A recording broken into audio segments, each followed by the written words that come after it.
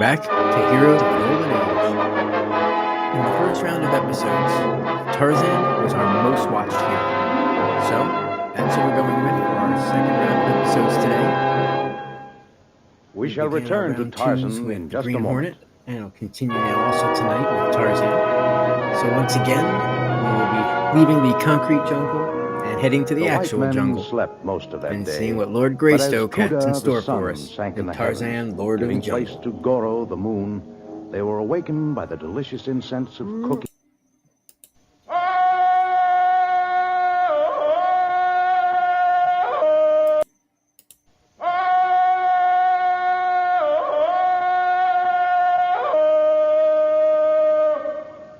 From the heart of the jungle comes a savage cry of victory.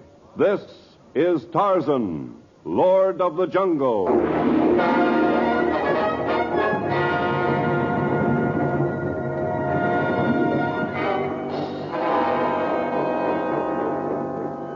From the black core of dark Africa, land of enchantment, mystery, and violence, comes one of the most colorful figures of all time, transcribed from the immortal pen of Edgar Rice Burroughs. Tarzan, the bronzed white son of the jungle. And now, in the very words of Mr. Burroughs, the story of Tarzan and the Hooded Death.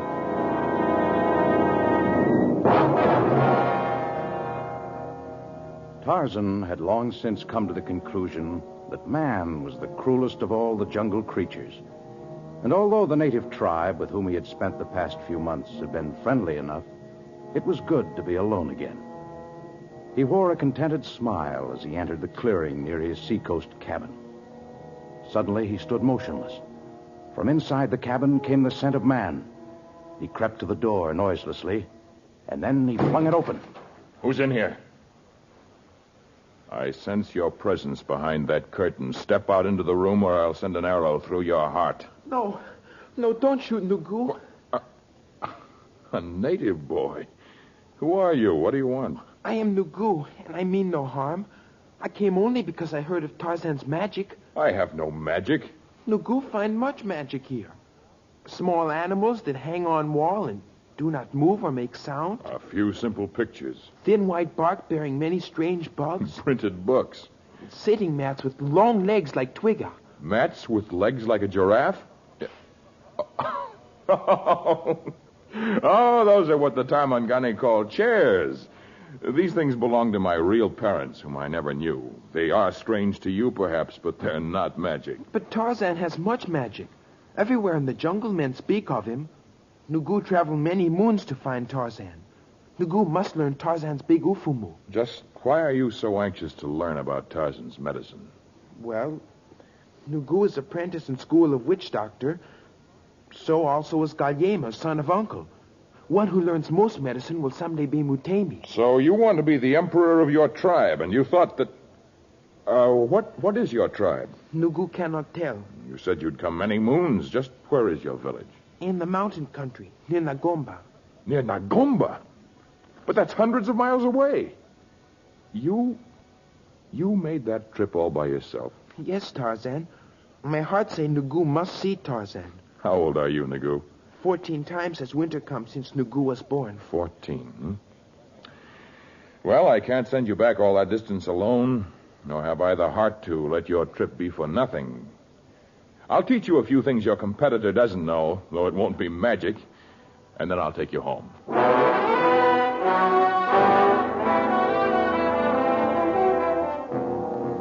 That night, Tarzan taught Nugu a few things unknown to the jungle tribes. But early the next morning, while the instructions continued in the clearing in front of the cabin, the lessons came to an abrupt end.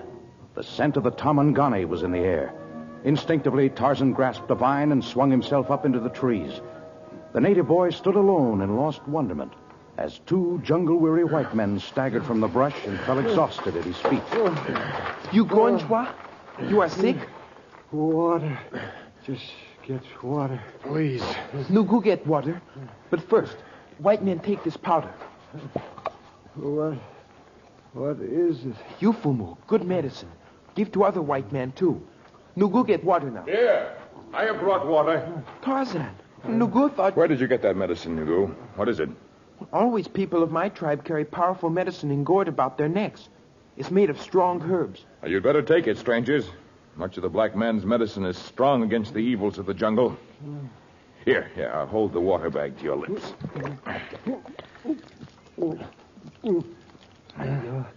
Water is good, but the medicine is bitter. Evil taste help chase away bad spirits. Here, Garvey, better take it.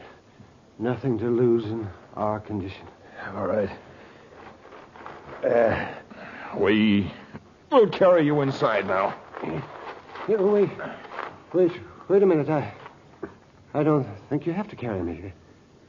This native medicine, it's miraculous. I feel almost normal again. Garvey. Yes, Doctor? How do you feel? I feel fine. I can't understand it. Neither can I. A lifetime in the medical profession, and I never... Son, what's in that medicine? Herbs, but which ones I cannot tell. It is secret of my tribe. Well, we're certainly obliged to you for saving our lives. And you, sir. If we may, we'd like to rest for a while in your cabin. That is your cabin there? Yes, the cabin is mine, and you may rest until morning. Then you must be gone. Tarzan does not like the white men. But you're white yourself. You're browns from the sun. Look, Mr. Tarzan, this is Dr. Cunningham. He's a very famous man. My name is Garvey.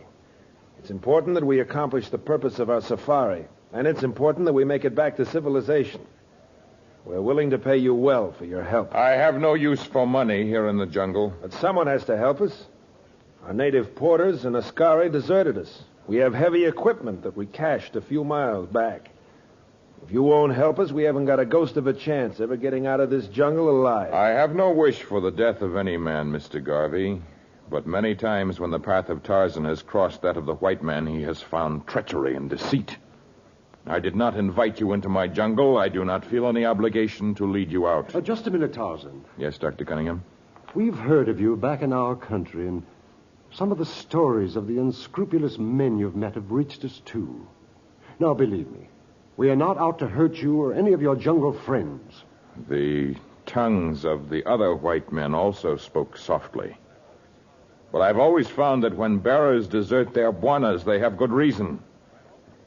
I offer you a bed for the night. I do not offer to lead you back. Nor do I pretend friendship.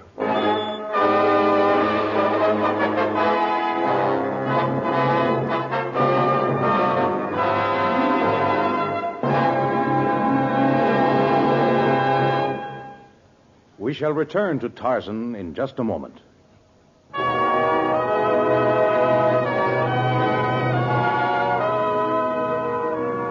The white men slept most of that day, but as Kuda, the sun, sank in the heavens, giving place to Goro, the moon, they were awakened by the delicious incense of cooking meat. Oh, it's dark already. You have slept many hours. Well, it's been several days since we slept last. You awake, Garvey? Yes, Dr. Cunningham. I guess that wonderful odor coming from the fireplace did the trick. Boy, I'm hungry as a bear. The meat is cooked. I remembered that the white man likes his food ruined with fire. You eat yours raw? I was raised by apes who know nothing of stoves or skillets. Oh, come, I have chairs pulled to the table in the manner of white men. Oh, thank you. Where's the little native boy? Yes, isn't he eating with us? Nugu is much like me. One cannot keep track of the comings and goings of the savage. Perhaps he has already left for home. Oh, I thought he lived here with you. I have not occupied this cabin for many moons, and I found the boy when I returned yesterday. He disappeared early this afternoon after having examined everything about you and your clothing as you slept. Here. Eat. Boy, does that smell good, huh, Doctor? Oh, it does indeed. Well, regardless of what tomorrow brings, we'll have one good meal in the jungle. This is delicious. What animal is this, Tarzan? It is meat, and the milky-looking liquid within your gourd is pomba. It is a native beer made of corn. Well, all the comforts of home. To your health, gentlemen. Even though you've refused to help us in our mission and guide us back to civilization, Tarzan, we're still deeply indebted to you. I raise my gauntlet. Sounds like the native boy. A tiger! He must be after the lad. Tarzan, wait. I've got a rifle here, and I can...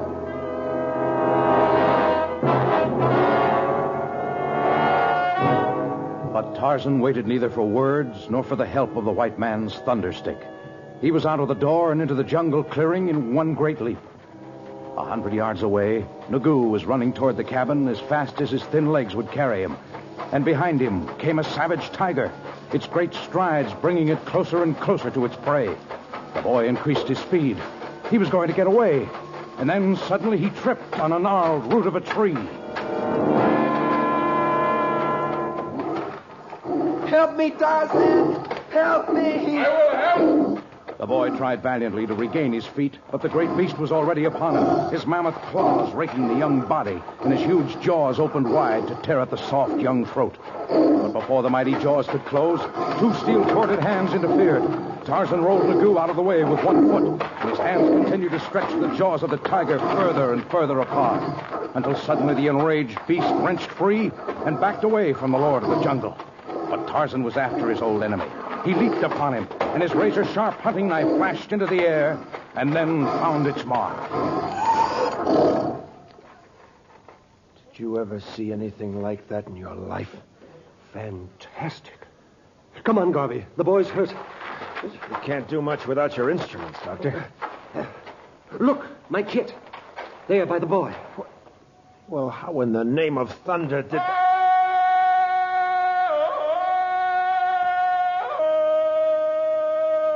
What was that? I heard it in the jungle once before, Doctor. It's the cry of the victorious aboriginal ape. It came from the throat of our host, Tarzan.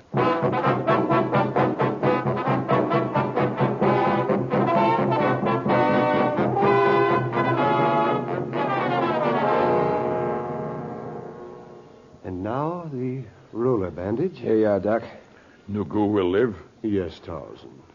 It's miraculous, but there's nothing broken, and the wounds are only superficial. The medicine you put on the wounds, it will help. Scissors, please, Garvey. Here you are. Now you'll be as good as new in a few days, son. I know it's painful. Yes, Tarzan, the medicine will help a great deal. It's called an antiseptic, and its job is to keep the wound clean. Yes, that is important. In the forest, a lion's mate licks his wounds to keep away the great danger. What I can't figure out is how and why the kid got a hold of your kit, Dr. Cunningham. I think I can tell you that. You see, in your conversation, you spoke of having cached your supplies. You spoke also about the work of Dr. Cunningham. The boy seeks the medicine of the white man, so he followed your spoor and found the kit. I guess that was about all he could carry. The rest are in heavy crates. But I'd trade a good deal of what's inside them for the secret of the medicine Nagu used on us this afternoon. Perhaps you will learn the secret of his medicine before you leave the jungle. I'm afraid there isn't much chance of that. Without help, we'll be lucky to reach the railhead alive. You shall have help in accomplishing the mission Mr. Garvey spoke of and in getting back to your own land. You shall have the help of Tarzan. What made you change your mind? The look on your face as you worked over a small, unimportant black boy, it was as gentle as that of a mother ape nursing her small Belu. Perhaps there are good white men, too.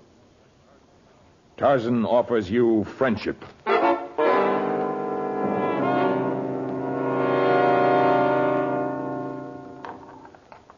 Well, our little interruption did nothing to spoil my appetite. Very delicious, Tarzan, even if I don't know what I'm eating. It is the meat of a small rodent. I hesitated to tell you, for civilized people have strange taboos. I'm afraid we're too hungry to have any prejudices at the moment. You know, when our porters deserted us, they took most of the food. I still can't understand that, Tarzan. They seemed friendly and satisfied, and then as soon as we reached the heart of the jungle, they deserted us while we slept. Without cause? Yeah, I'm afraid it was my fault.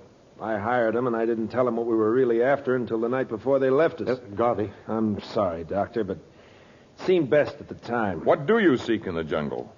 We're after snakes. Ah, then that is why your men fled. They were afraid. Yes, but they killed tigers and lions and elephants. How could they be afraid of a few snakes when we have all sorts of equipment to protect them? They are not afraid of the snakes. They are afraid of the Wakayoka, the snake men. Snake men? They are all powerful over the natives. You might call them witch doctors, but they're much more than that. And only they can hunt for Hista, the snake. Yes, but we've come thousands of miles to get them. You see, Tarzan, Dr. Cunningham is a pathologist. That means he's trying to find new ways of curing sicknesses. For many years, he's been working on a serum to cure man's most dread disease. It's called cancer. I've had some success with the serum I compounded from the venom of snakes already in captivity.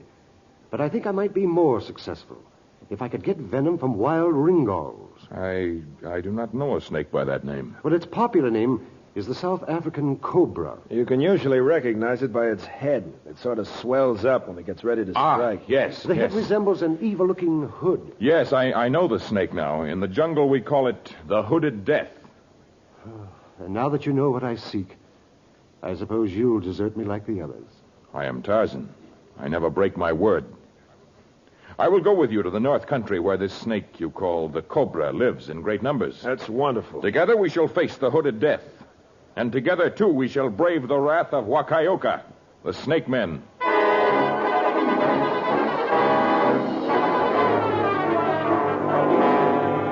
Nagu's path home led in the same direction as that of the snake hunt. And when the boy's wounds had mended sufficiently, the small safari started for the mountain country to the north. Day after day and week after week, the tiny band of men triumphed over the tangled web of Africa's dark interior, until finally the great mountain of the Ngomba country loomed on the horizon. Well, there she is. Yes. In her rocky caverns, we will find many cobras. Nugu knows much about snakes. The kind we're looking for, you'd better leave alone. Their jaws are small. They couldn't eat a man if they wanted to. But a tiny spray from their fangs can blind a man in an instant. And often death comes in a matter of minutes. After what we've been through these last few weeks, there's very little that can scare me. Courage is often dangerous if it leads to carelessness. This is the most dangerous part of the jungle. You don't mind my saying so, Tarzan. You don't seem to be taking any unusual precautions. You hardly look to the left or the right. My nose looks. I can catch the scent of man or animals for miles, so long as the wind is not against me. Well, I can't even feel the slightest breeze here. Is the wind against you now? No, and I smell no danger. Wait here. I'll cut a path for a little way. Certainly aren't any easy paths through here. The only paths through the jungles are those made by Tantor, the elephant, other large animals. No, it's a cinch there aren't any around here, then. We are afraid of Hista, the snake. It seems a little better up ahead here. I think we can... No need struggle, Tarzan. Our thongs hold you tight. Hold white men, too. Where did all of you come from? We follow you many hours now. I caught no scent of man. This has never happened to me before. My tribe knows secrets of big medicine. Destroy scent. And your tribe has big medicine indeed. You need fear no enemies. Why do you hold Tarzan and his friends? Tarzan is traitor to jungle. Why do you say that? Kokoro knows. Tarzan lead white men to lair of snakes. Tarzan knows only Wakayoka hunt snakes. You are Wakayoka? Me, Kokoro, emperor of snake men. Come, follow me. What happened to Nagu? Did he escape? I don't know. What will they do to us, Tarzan? Kokoro tell white witch doctor what we do. We lead you to snakes. Great cave of cobras you seek. We put all you in cave, then seal door. You have many snakes you want till you die. That not belong.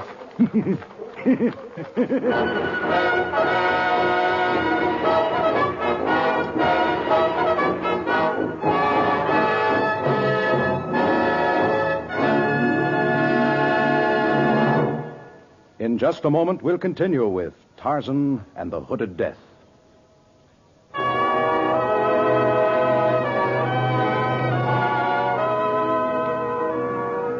If the men of Wakayoka were nothing else, they were men of their word.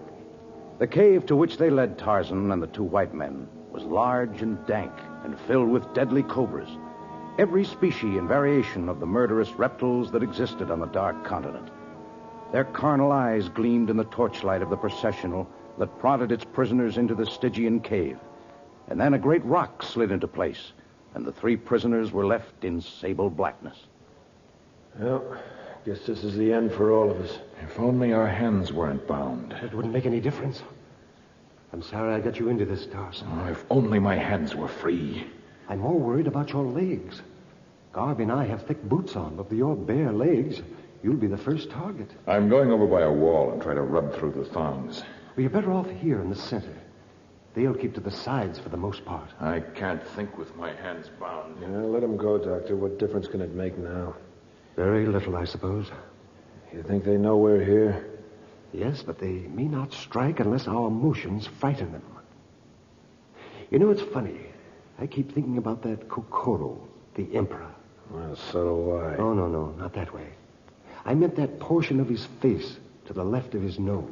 He was hideous looking, all right. Yes, it's a basal cell carcinoma. Skin cancer? And it's rather ironic that he'll die long before his time. Of a disease I might someday have conquered had I lived. You aren't dead yet, Dr. Cunningham. I rubbed through the thongs. Here, I'll cut yours with this sharp rock. There. Thank you. Turn around, Mr. Garvey. Right. There.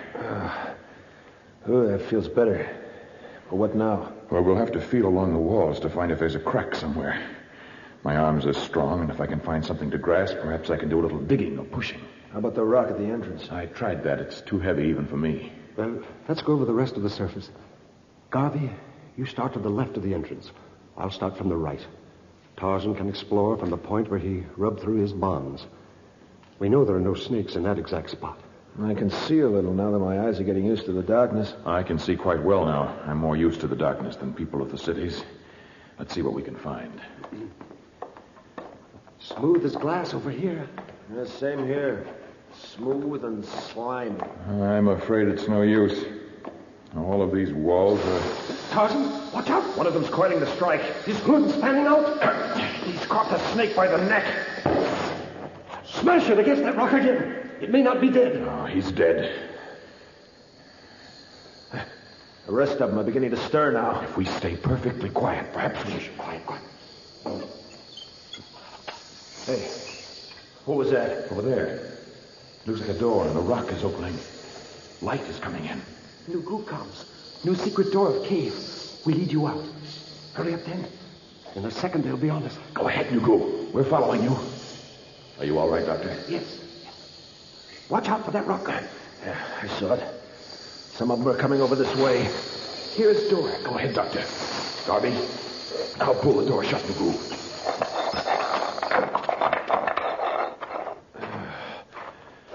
Phew. Wouldn't like to go through that again. Oh, just keep walking straight ahead. This heavy woods will give us some protection, but we aren't safe yet. Not while the snake men are about. You better take the lead, Tarzan. We'll follow you. Good. I'm afraid we'd better hunt for your cobras one at a time, Dr. Cunningham. It isn't safe to remain here. It's a pity, though. I saw some beautiful specimens. Breaks my heart to leave them. At least our hearts are still beating. We can be thankful. Nagu, where did you come from? Nugu ran away from father to save friends. Your father? How'd you know about the secret door? Nugu, member of Wakayoka. One of the snake people. I thought that might have been the answer. That adds up, all right. That's why they didn't try to capture him. It also explains the medicine he used to revive you that first day. Only the Wakayoka know such secrets. Well, Nagu, I guess that... Where did he go? There, through the trees. He's headed back toward the cave. Well, he'll be killed. What in the devil does that little fool want to go back there for? We've got to save him. He's through the door already. If only we're in time. Look, coming out of the brush. Dozens of them.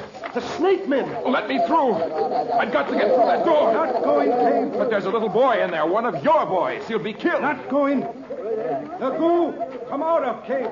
Me come out soon anyway. Why in the world did you go back in there? Juana Cunningham say break his heart to leave snakes. Nugu go in to get some for him. Can you beat that?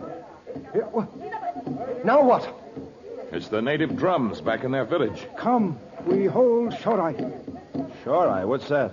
He wants us to come back to the village for a conclave. Are we to understand, Kokoro, That we are no longer prisoners? We decide set you free before Nugu run away. But why? White witch doctors and great one of jungle unharmed by hooded death. Mean snakes know you have great medicine. Now you honored guests of Kokoro, Emperor Wakayoka, and of Nugu, his son, who will one day be Mutemi. His son? Well, can you beat that? Nugu tell father about white man's medicine put on wounds. How Tarzan saved Nugu from tiger. Not to mention the fact that he was ready to go back into that hideous cave to save you from the snakes. Why do you laugh, Kokoro? Snakes not harm Nugu. He of royal snake blood. From day he born, he is rubbed with leaves of Yaradumio tree. And Makalia, a great Ufumu, is put into veins of small body. No snake can hurt Wakayoka. I don't know why, but I believe every word he says. You believe. In days to come, Kokoro will prove. You not know when starting into cave to save Nugu, he could not be harmed. You risk life for my son. Kokoro, now your brother.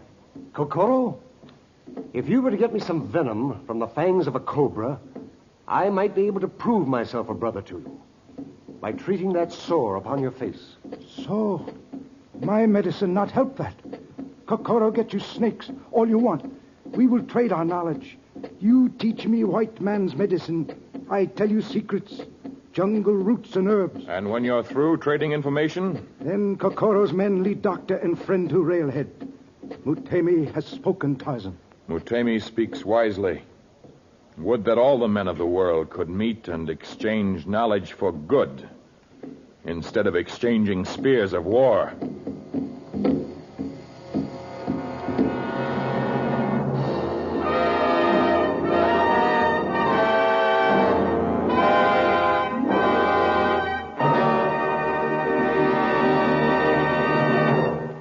We'll return to tell you about the next story of Tarzan in just a moment.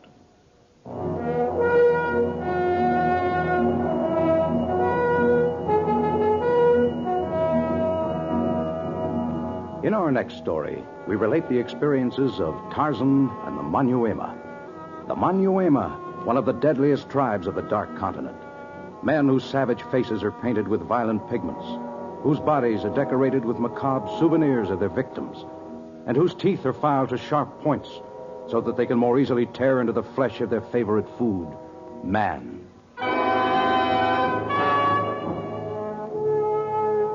Tarzan, a transcribed creation of the famous Edgar Rice Burroughs, is produced and directed by Walter White, Jr., prepared for radio by Bud Lesser, with original music by Albert Glasser.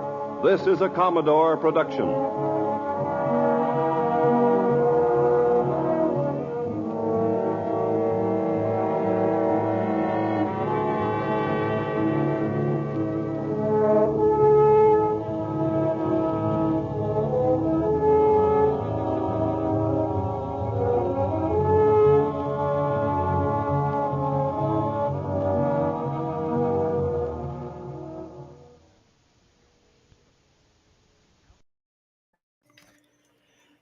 I think one of the things that I'm liking about Tarzan is that for someone who is often interpreted and viewed as a savage, he is much more civilized than most of the, quote, civilized people that he encounters.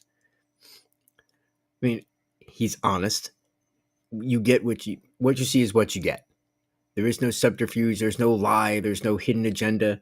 He is upfront, honest, says what he thinks, stands up for what he thinks is right, does the right thing, will risk his life and safety to help others because he feels it's the right thing to do.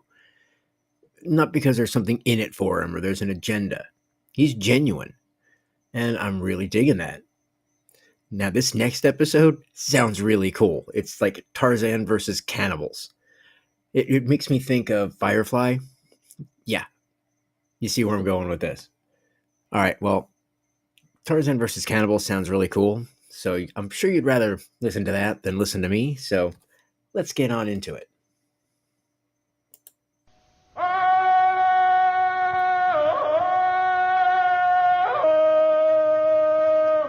From the heart of the jungle comes a savage cry of victory. This is Tarzan, Lord of the Jungle.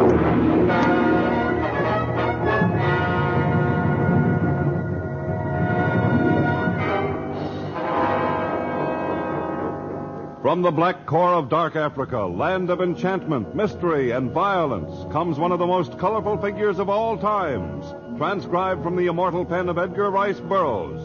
Tarzan, the bronzed white son of the jungle. And now, in the very words of Mr. Burroughs, the story of Tarzan and the Manyuema.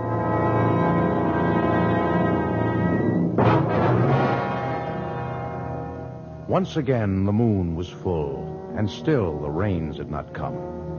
In the Shamba, near the village, the half-formed ears of the Kafir corn had dried up. The plantains were like hard stones, and the cassava roots were dust that would yield no meal for bread. The men and women of the Punya tribe had grown gaunt, and the children cried because of the pangs of emptiness that racked their small bodies. Hush, Togo, hush. Togo hungry. Nagama knows her Belu is hungry. Her heart weeps, but there is nothing to do. If Togo's friend Tarzan were here, he could do something. Nagama is afraid that even Tarzan could do nothing. What's that? The people of the village. They are filled with excitement. Perhaps Cassandra of Witch Doctor has found rain. It will take more than a divining rod this time. Nagama, she better open door and see what people... They come this way, Togo. Why should people of the village come to us? Why, it's Tarzan. Tarzan! Jumbo Nagama. Jumbo. Togo, he is all right?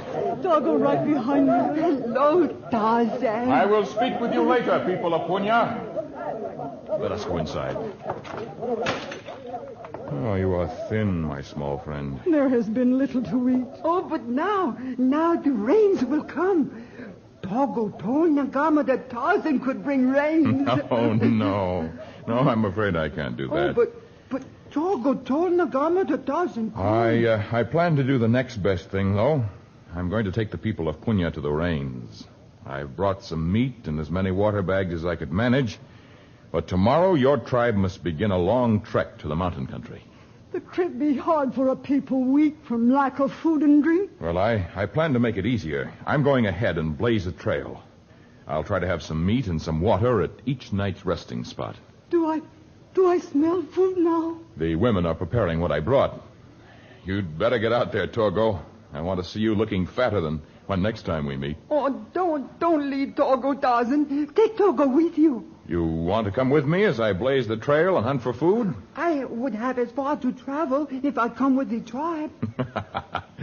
Your small head is always ready with answers, isn't it? Don't say that Togo can go with you. Oh, what does Nagama say? Nagama never worries about her Belu when he is with Tarzan, Lord of the Jungle. All right, Togo. You can come with me then. Tomorrow we will lead the people of Punya to the mountain country of Kenyara, where there is bound to be much rain.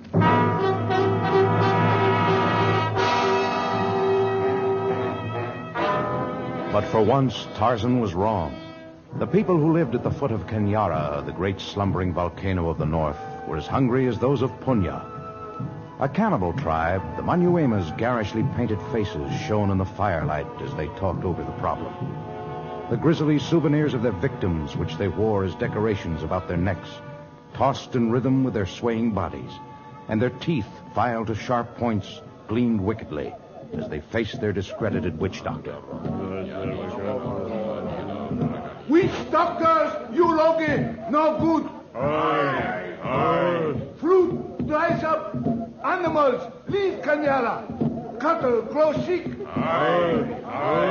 Our people grow weak and die. Kanyara is angry.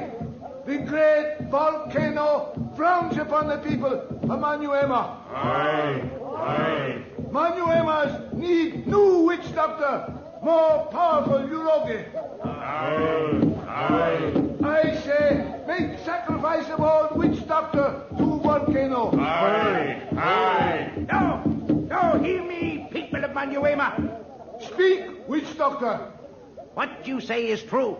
The fruit has dried on the vine. The rain refuses to come to our country, and our people grow weak. It is true also that this is because Kenyara, the greatest of all volcanoes of the Congo, is angry. But only I, Urogi of Manyuema, can tell you why Kenyatta is angry. Then tell us. Kenyatta is angry because many moons have passed since we have made human sacrifice. You will be human sacrifice. Only I know what Kenyatta demands. He tells me he does not want me nor any member of Manyuema tribe. But no strangers come to our country now. Soon they will come again. In the lowlands, it is even drier than it is beneath the shadow of Kenyatta. Our men must go forth and select from the strangers a small boy to sacrifice to the god of the volcano. Aye, aye. And we must also capture a grown man from those who come to our country. The biggest and strongest man we can find. From his flesh and from his blood will the people of Manyuema grow strong once again. Aye, aye, aye, aye.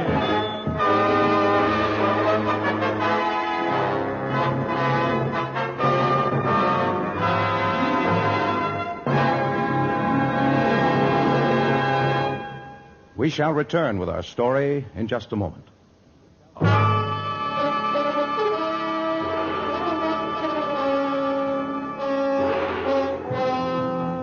Even as the cannibalistic savages of Manyuema started out to find a young boy to sacrifice to the slumbering god of the volcano, and to find a strong man to appease their own inhuman superstitions and appetites, Tarzan and the small Torgo plunged deeper and deeper into the jungle thicket. Behind them, they left a blazed trail for the people of Punya. Well, I think this is as far as we can go today, Torgo. How long it take tribe to get here? They ought to reach this point by tomorrow. I only wish I could find a little water hole near here, like the one I found for them yesterday. They ought to be there by now. Oh, they must be much happy when they see deer you kill for them and great water hole you find. Oh, not much water in it, but enough so they won't die of thirst, I guess. Are you tired, Torgo? Oh, no. Togo not tired a bit. Oh, you're yawning. Aren't you ready to go to sleep for the night? Tarzan, Yes? tonight couldn't we build a place to sleep on the ground somewhere? Oh, we haven't time to build anything. And it certainly isn't safe to sleep on the ground without protection, not with the temper of the stray animals who are left around here. But I get afraid up in the trees. I think you're a little homesick for Nagama. No, that is not the reason. Well, maybe not. I think I'll take you back so that you can sleep in your mother's tent tonight. Oh, but Nagama and the rest of the tribe are they behind us. A day by the ground trail we traveled, but only a short time by the upper level. Oh, but when Tarzan swings from tree to tree and from vine to vine, he has to carry Togo on his back like a tiny Belu. Being carried on my back doesn't make you a Belu. I often travel on the back of Tantor, the elephant. That doesn't make Tarzan a Belu. Well, that is different. Not a bit. Nowhere is there anyone who's so great or so strong that he needs no help from another. Come on, Torgo, come on, climb up. We'll see if we can find Mama Nagama. And so, with Torgo's small arms clutched about his neck, Tarzan swung noiselessly through the upper level of tangled jungle growth, like the great apes who had raised him from childhood. The members of the Punya tribe were retiring early in preparation for the next day's march, and the camp seemed almost deserted when Tarzan and Torgo dropped from the sky.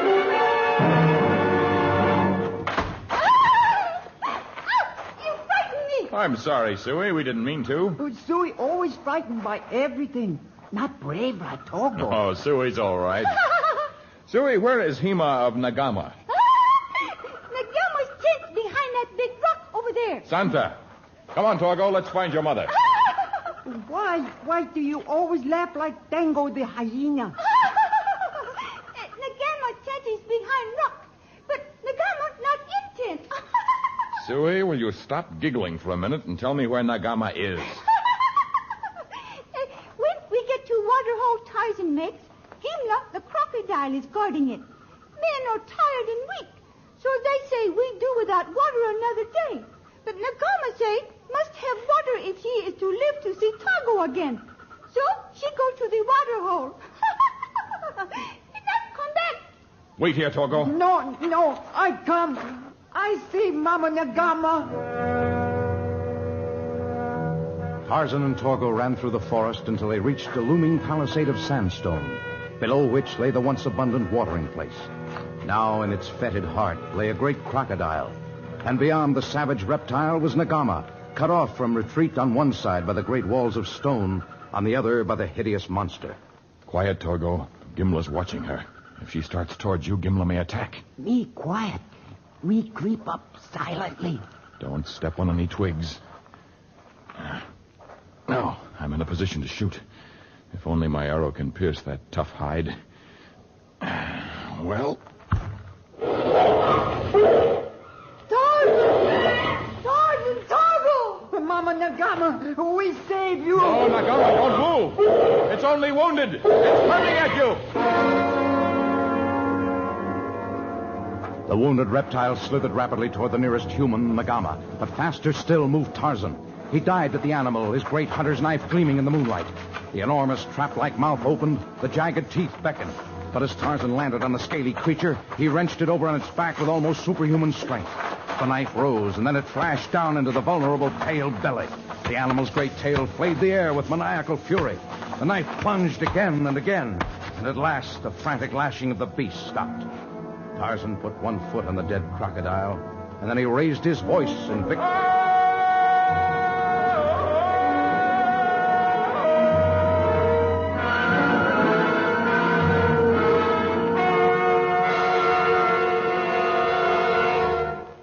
Mama Nagama, you are all right. I am all right, my son. I have brought Torgo to spend the night with you. He doesn't care for sleeping in the treetops. The dangers here are far greater. Every living thing fights for the drop of water and the morsel of food that are left. Please, Tarzan, keep Togo with you. He is safe now, only with you.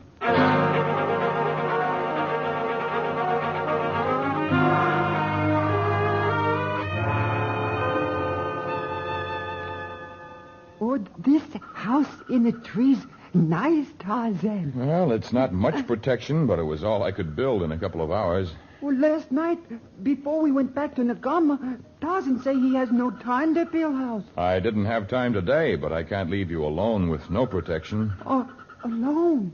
Yes. While you sleep tonight, I shall have to hunt. The game grows scarcer, and there is next to nothing here for your people when they arrive. They come soon? They should be here by tomorrow night. I thought by the time we reached the Kenyara country, we would have found many animals and fresh springs. Where will we go next? I don't know. All I do know is that I'll have to comb the jungle tonight and find some food and water. You won't be afraid alone, will you? No. Only it would be easier if Tarzan brought rain. You still think I'm capable of anything, don't you? Well, go to sleep. Who knows what tomorrow may bring. Sleep well, my small, brave warrior.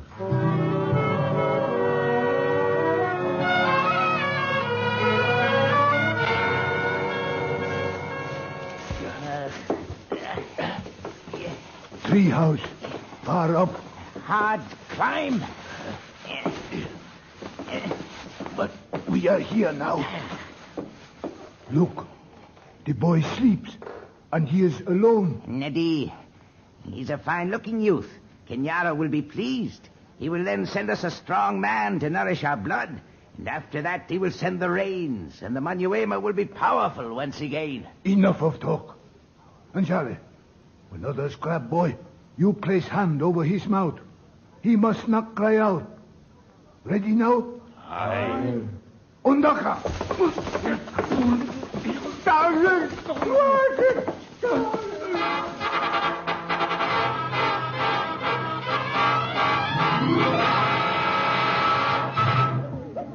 Limba Koso Como, Kulala Toto Kenyara. Great Kenyara, we offer small boy to appease your wrath. Limba Koso Koma. His body has been anointed with rich oil. He is great sacrifice. Stand still, small boy. You spoil ceremony. Togo, not stand still. You kill me, maybe, but all of you die too. Tarzan come and kill every one of you. Tarzan big and strong. He take all of you at once and kill you with his bare hands. That's. Who is this Tarzan? Oh, he is Togo's friend. Even now he hunts in the treehouse for Togo. He is big and strong, huh? Oh, twice as high as any of you, and stronger than Sita the panther. He is white god. Ah, then the sacrifice to Kenyara will not yet be made. We will wait until this white god comes to seek his young friend.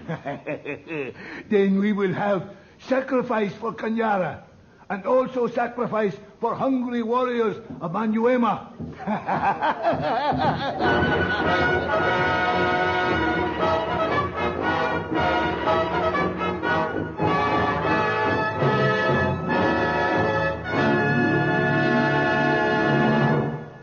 In just a moment, we'll continue with Tarzan and the Manyuema.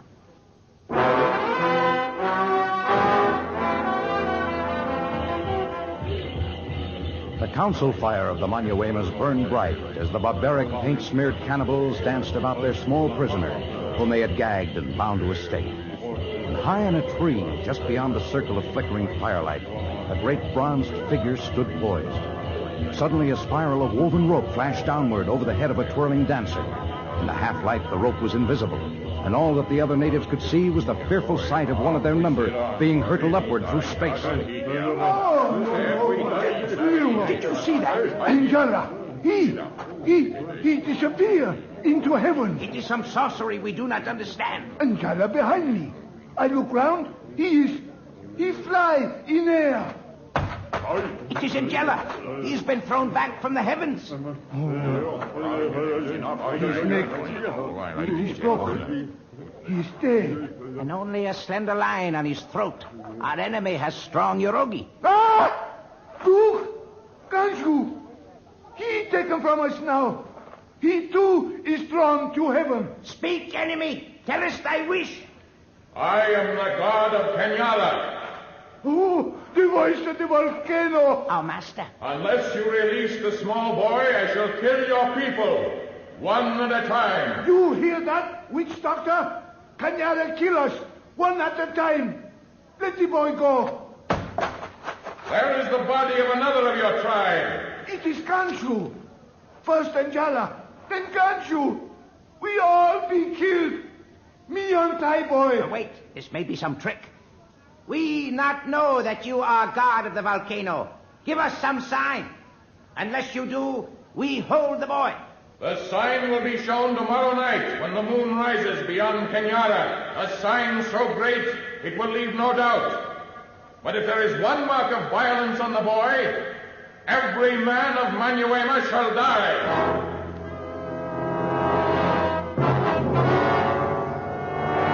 A dozen feet away from the encampment, Tarzan dropped the hollow log he'd been using as an improvised megaphone. And then he swung to the upper level and hurried to meet the Punya tribe that was slowly approaching the Kenyara country. As dawn crept through the jungle, he dropped to the ground near the weary caravan, and he was soon facing Nagama, making the most difficult speech of his life. My poor Bailu.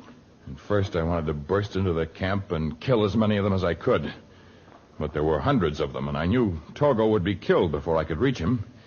He was bound and gagged. But you think they will not harm him until you return? I'm sure they have accepted my voice as that of their god, but I have to perform something more sensational than I did last night if I'm to have a chance of saving him. What can you do? Well, I have a plan, but first I must ask you a question. Yes. Has anyone here felt any rumblings beneath their feet? Rumblings? A very slight vibration of the ground, perhaps the beginnings of a tremor. No, but none of us had the acute senses of Tarzan. Well, if you felt nothing, then perhaps the Manyuemas haven't either. Where is Sui? What can that silly girl do? I have to see her. Please, Nagama, find her for me, will you? It's really important.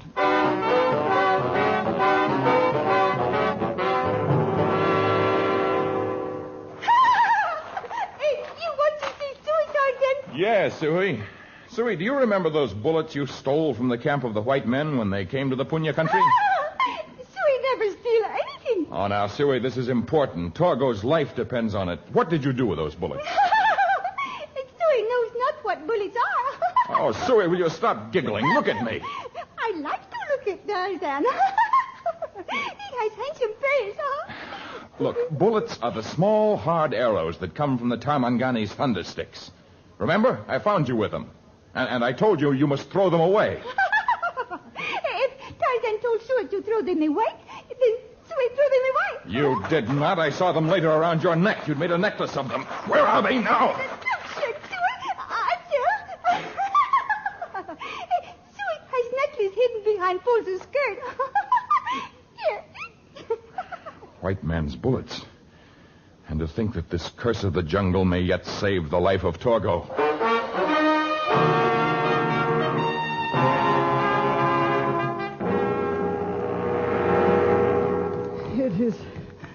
It is nearly dark now, Tarzan.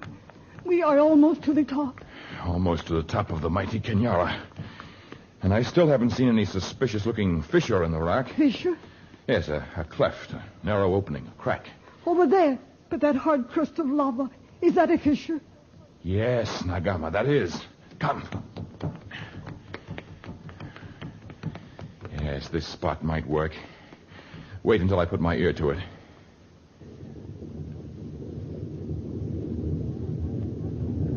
This is it. My boy will be saved. We can only pray. You have the gunpowder we emptied from the bullets? Neither. And the fuse of dried weeds I made? Neither. And you can see the camp of the Manyuema from here? The camp and the ceremonial fire. Torgo is near the fire. Yes. You will watch that fire, Nagama. And if you see it flare up suddenly, it will be from the powder I throw on it. That will be a signal for you to light the fuse and then run for your life. I understand. You know that you may not escape. Many times in jungle, mother risked life for child.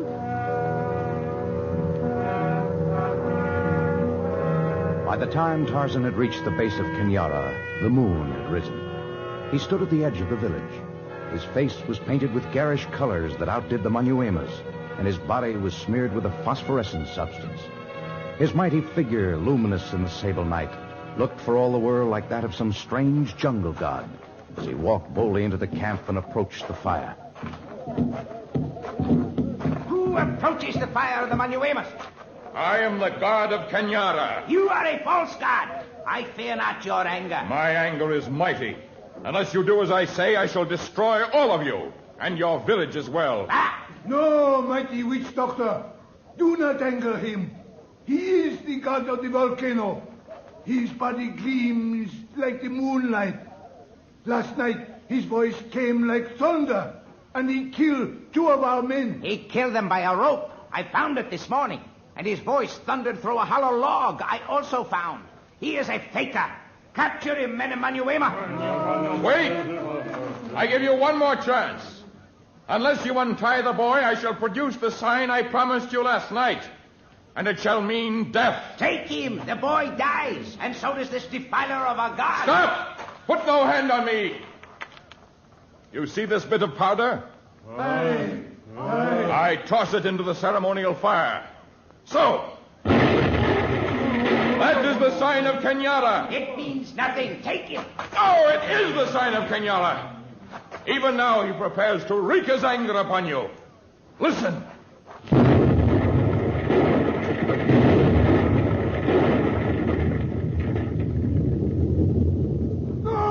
It is true! The volcano erupts! Kenyara shall kill us all! Flee, men of Manyuema! The mighty volcano sends its messengers of death! The lava! It is coming down the mountain! Run! Run! Run!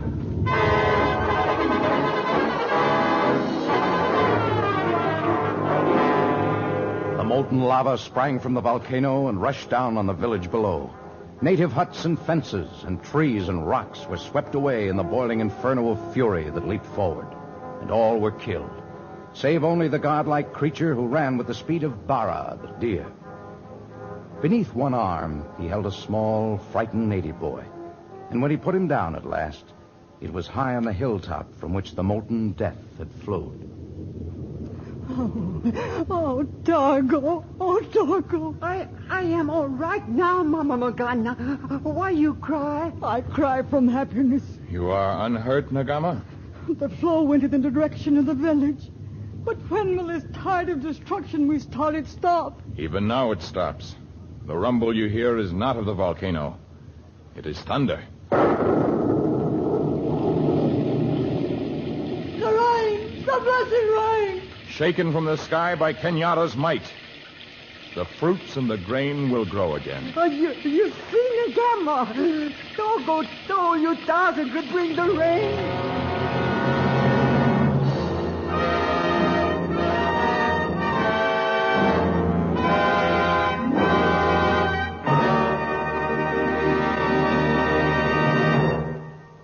We'll return to tell you about the next story of Tarzan in just a moment.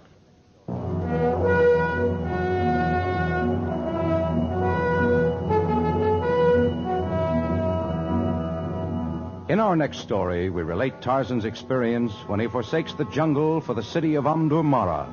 Omdurmara, hardly a dot on the map of Sudan, but the most important center for the thieves and outlaws and murderers of equatorial Africa, and the home of one of the most fascinating and deadly beauties of all times. Our story is called Tarzan and the Siren of Omdurmara.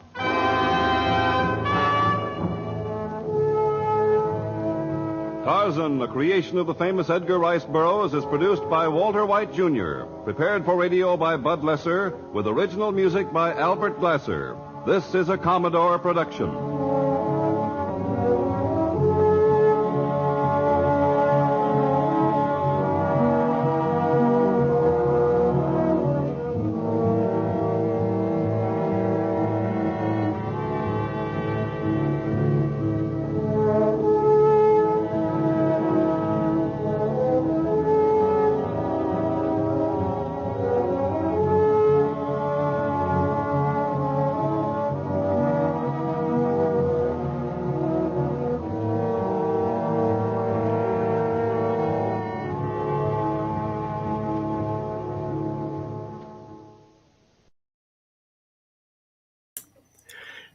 All right, I am definitely getting more and more into this show the more we go.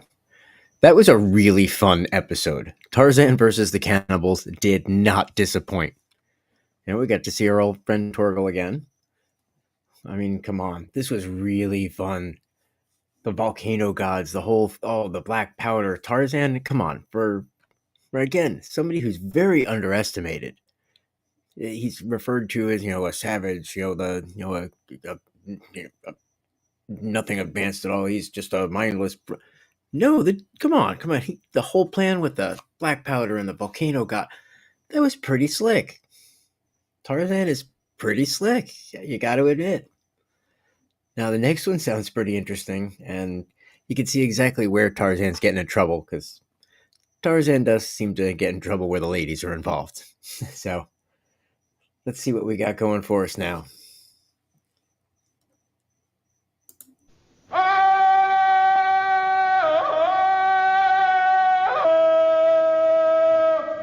From the heart of the jungle comes a savage cry of victory. This is Tarzan, Lord of the Jungle.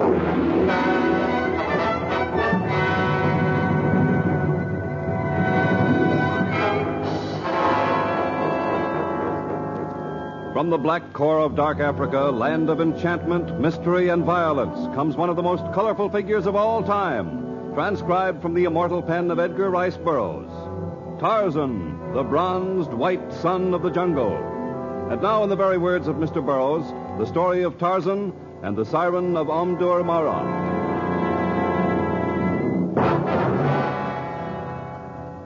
Like Tarzan's jungle, the tiny city of Omdurmara was deep in equatorial Africa. But there the resemblance ended, for civilization had tarnished the splendor of nature. The city included a miserable collection of native huts, the wide, sprawling, and dirty official buildings, a crumbling jail, the sand-bleached palace of the Pasha, a few nondescript homes and cheap hotels, and Sudan's most infamous street.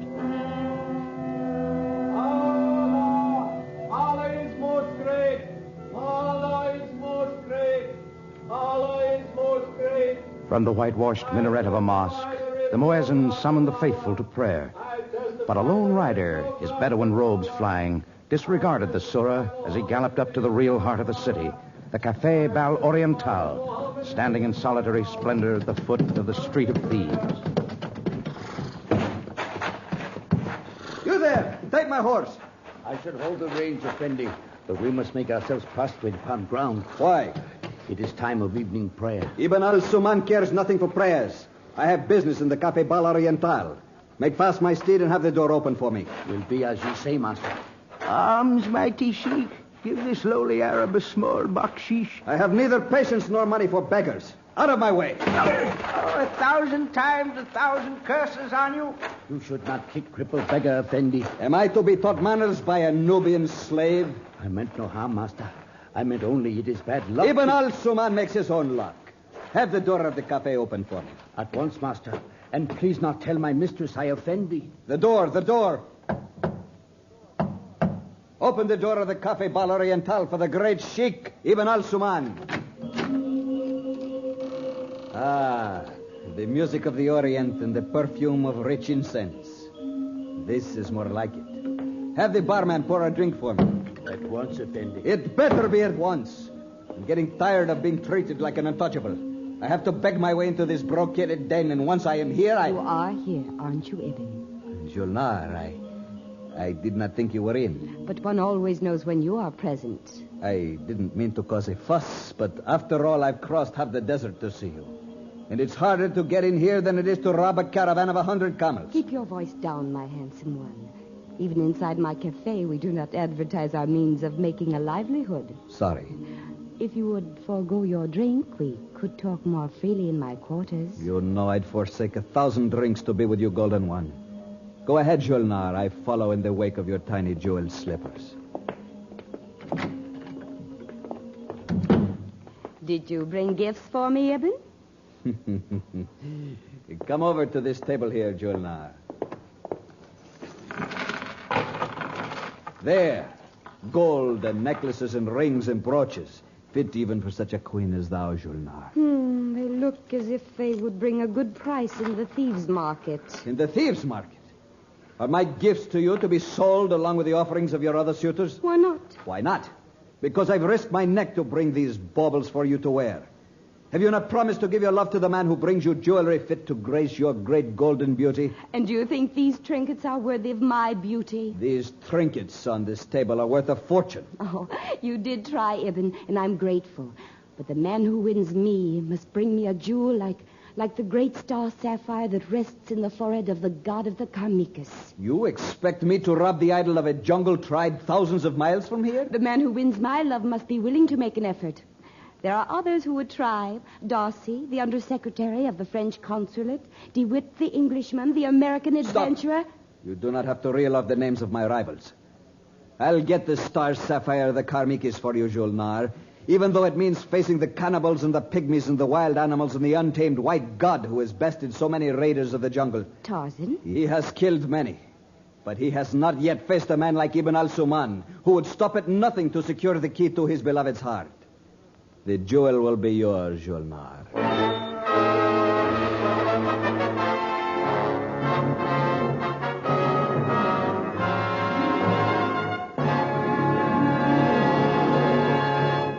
We shall return in just a moment with the story of Tarzan and the Siren of Omdur Mora.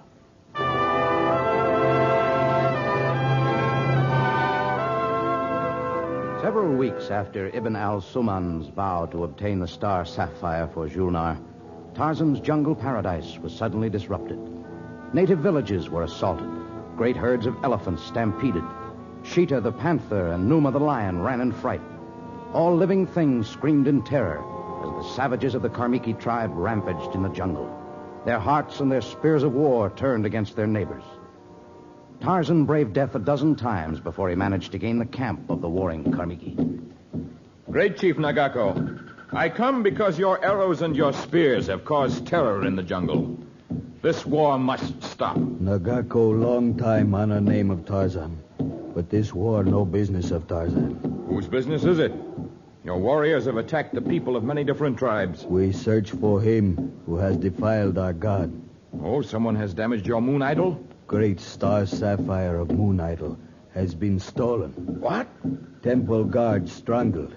Priests of Karmiki stabbed. Eye of moon god torn from forehead. Now we kill every native in jungle. That way we know we kill right one. I understand your anger, mighty Nagako.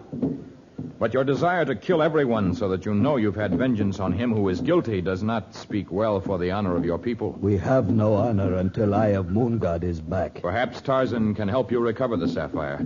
I know many secrets of the jungle taught to me by the apes who raised me, secrets not even known to the mighty people of Karmiki. I shall help you if... Nagako welcomes Tarzan as brother. He puts around your throat Karmiki necklace that bears feather of eagle, claw of tiger, ivory of bull elephant. It is symbol of brotherhood. I shall wear it proudly. But you embarrass me, Nagako. I started to say I shall help you if you agree to stop the war until we find out who is guilty of the theft and the murders. Nagako agree. Tell your warriors, and then take me to your temple. We will follow the trail from there, and death be to him who has robbed my brothers of the Karmiki.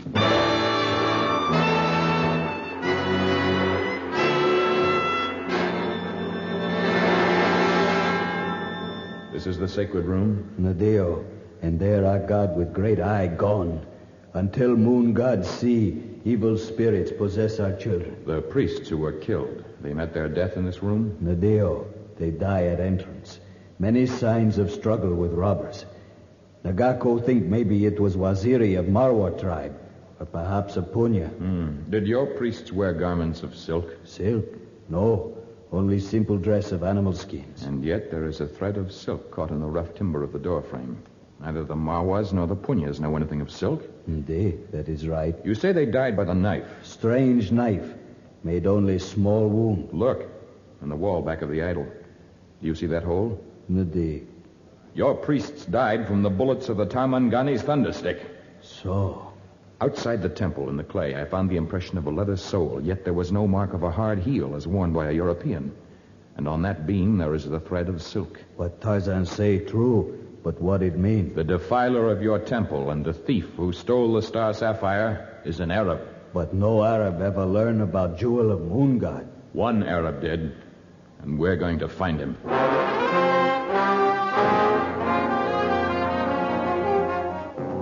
And so began a long trek for Nagako, chieftain of the Karmiki, and for Tarzan, lord of the jungle. At times, the spoor of the fleeing Arab and his followers grew faint, but always there was a footprint in the clay, a man-broken branch of a tree, a discarded fragment of equipment, or a message about the enemy relayed on the talking drums of the jungle. And then, suddenly, near an abandoned French outpost, the trail was lost. If only there was someone living in these old buildings now, they might be able to tell us something. Many footsteps here.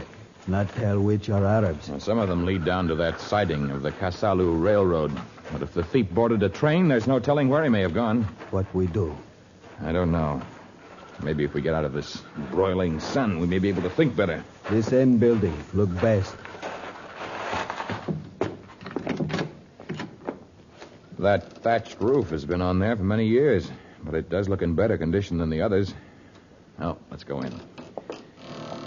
I guess it's been a long time since anyone ever lived in this old... Bonjour, messieurs. Bienvenue. We thought... Or the wind was against us. We could not tell. Entrez-vous, s'il vous plaît. We thought the French had long since deserted this outpost. Oh, monsieur is correct.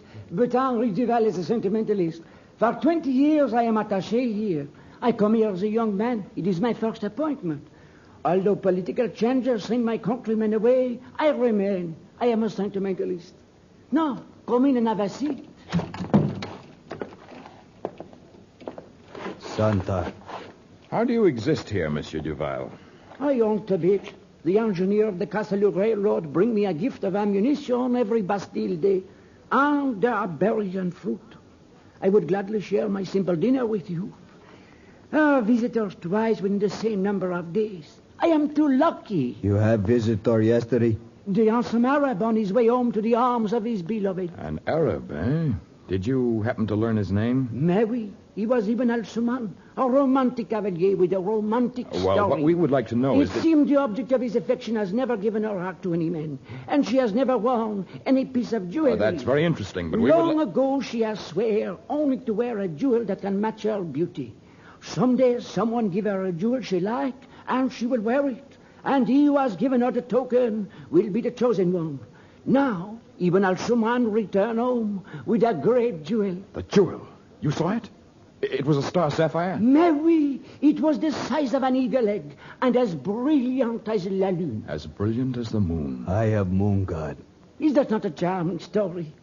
Henri Duval like a thrilling love story. He's a sentimentalist. In what direction was the Arab headed? Where was he going? But I have told you, to the home of his beloved. Yes, where?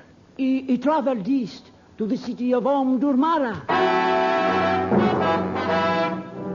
Incredible as it seems, Ibn al-Suman had been in Omdurmara but a few days when Tarzan and Nagako emerged from the jungle and made their way toward the center of the city. But once again, the path ahead was clouded with questions. Where in this maze of city dwellings lived the enemy they sought? They wandered down the tortuous street of thieves and past the Café Bal Oriental as they pondered the question.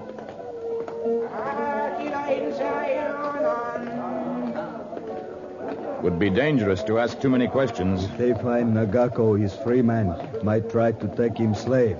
Do not become separated from me, Nagako. If anyone should... Mighty men of the jungle, give this lowly Arab a small bakshish. We are sorry, but we have no coin of your country. Perhaps that jungle necklace you wear.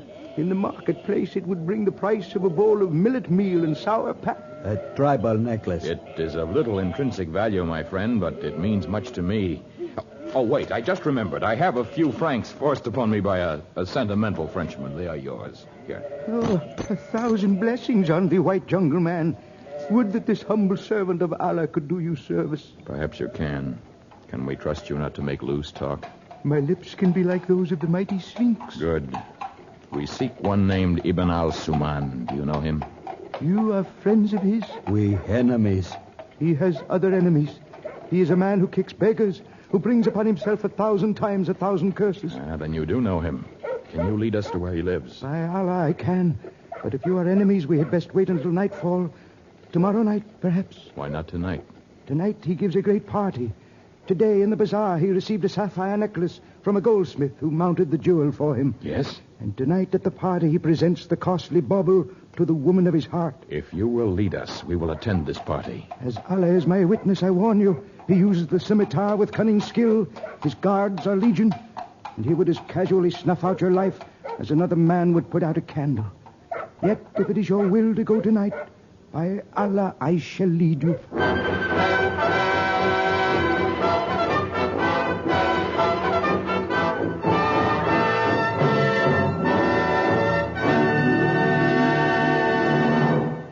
We'll return in just a moment to our story of Tarzan.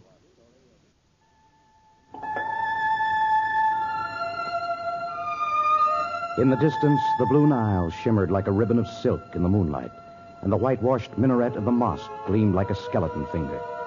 Limping his way back to the street of thieves, a crippled beggar smiled, because perhaps tonight Ibn al-Suman would reap the result of his curses. And outside the wall that surrounded the palatial palace of the sheik, two men of the jungle crouched in the shadows. Why we wait, Tarzan? Why not fight way in? Take Sapphire, kill enemy. I hope to live to return to the jungle. As the midnight hour approaches, the guards grow less wary. Even now, they're becoming dull from too much food and wine. Throw rope ladder on wall now? Yes. Try to throw it in the most shadowed place. Good throw. Climb wall now? Yes, be careful of your footing, Nagako. Me careful. Follow me now.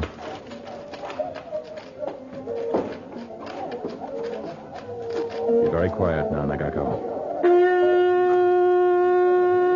My guests, I have invited you to this party for a very special purpose. As many of you know, the beautiful Julnar has never deigned to wear any manner of jewelry. But tonight, Ibn al-Suman shall tempt Julnar with a prize beyond compare. I hope the fabled jewel is worthy of your speech, Ibn. Believe me, it is my Julnar, and when you see it, you will accept the jewel and me. Let's see it. Where is it?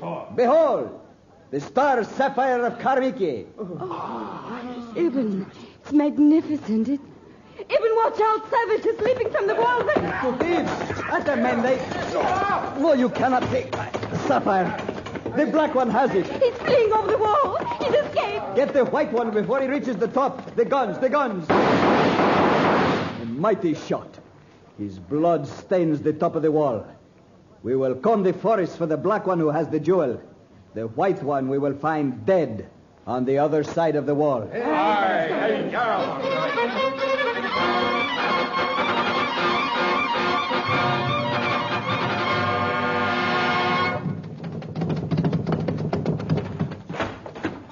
Good morning, Effendi. I tie up your steed for you. Be quick about it, Rehan. I must see your mistress at once. Mem Sahib Julnar not in. She has gone to Bazaar. Then never mind tying my horse, Nubian. I shall return later. Effendi, did you catch jewel thief? No, but we will. I have twice 200 men encircling the city. He will not get far. But at least your bullets killed white man of jungle. I do not know. It was less than a minute until my men had reached the spot where he dropped. But the body was gone. Gone. Poor Ibn al-Suman. He will be laughing stock of city. I will not be laughed at by you, slave. Guard your tongue or you will feel my scimitar.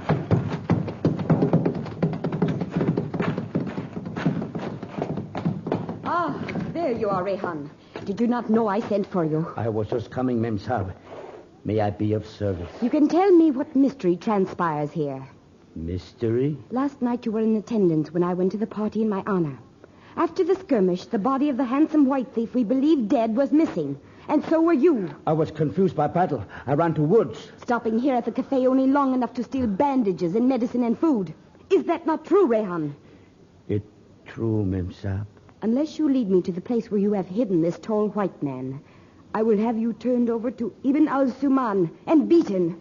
If you will come alone, I will lead you to his hiding place.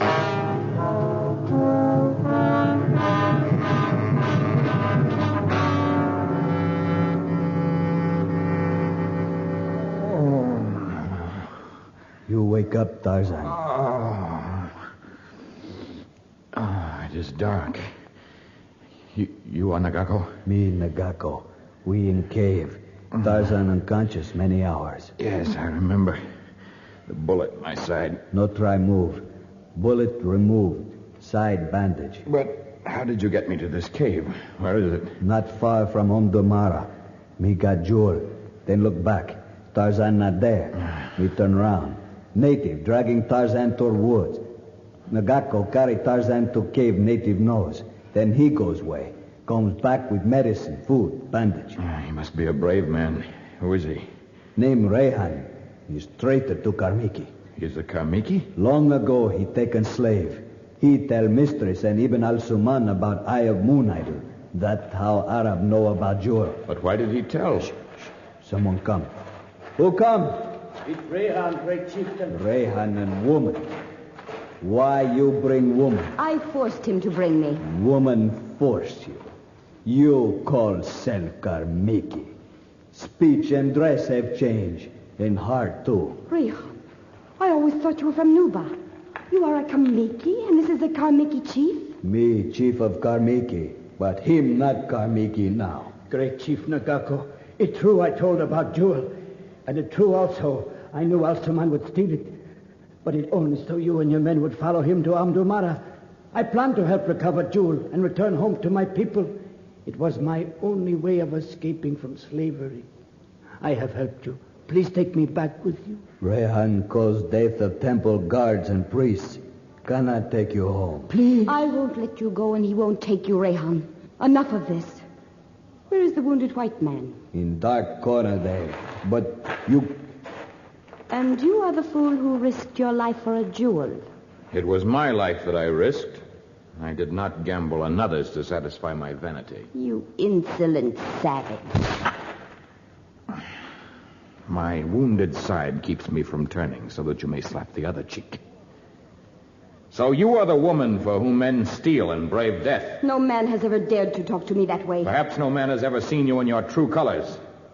Nowhere in the jungle is there an animal as cruel and as ruthless as you. Why, you... In the animal kingdom, the female cares for the young and tends the male when he is injured. And yet I suppose you think yourself superior to the hyenas and the apes. I've had to struggle all my life for what I've got. No one ever cared for me, and I've never cared for anyone. That is plain. Otherwise, you would not have put the price of a jewel on your love. I doubt that he who wins it will find your love worth the price. You speak bravely for one who lies helpless. I could give your hiding place away. And will you? No. I shall remain here and nurse you back to health.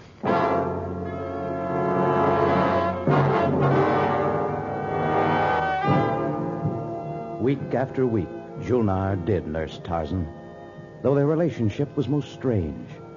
Neither Tarzan nor Nagako, who refused to return home without his white brother, trusted the siren of Amdur Mara. And although Julnar brought nourishing foods and medicines to the cave, she never smiled at the man who had spoken roughly to her that first day. It seemed as though her only purpose was to prove Tarzan's first estimate of her wrong. Rehan, bring the jug to Tarzan's couch. A couch made of rock. At least your pampering won't make me too soft. The jug, Mem Sab. Here, some rich broth. It will strengthen you. I have no appetite for invalid's food. You must gain strength. Even now, Ibn al-Suman watches me with suspicion. You must leave soon. No, another few days, and perhaps I can. The Arabs, Al-Suman and 3 of his men. They approach the cave. So, Julnar, after all this pretense, you did lead them to us. I swear I did not. They must have followed me. I'm sorry. Yes, that was unkind of me to suspect you. If we escape, will they wreak vengeance on you? I can manage Ibn. All right, then we must leave at once. Nagako, we must attack before they know what we're about. And then we must make for the jungle before more Arabs join them. Help me up. Tarzan too weak to fight. I am too strong to lie here and be killed. And the eye of the moon god must be returned to Karmiki. Is so. Here, I help you up. My knife? Here it is. Take me with you, Nagako. Take me back to my people. They kill you because of priests and guards. Stay here. They come. We will not die without a struggle. There they are. At them men.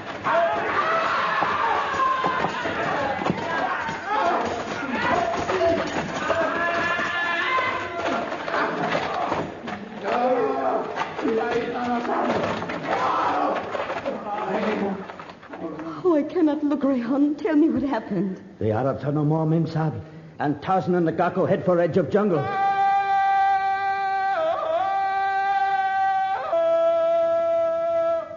Gone. They would not take me back to my people.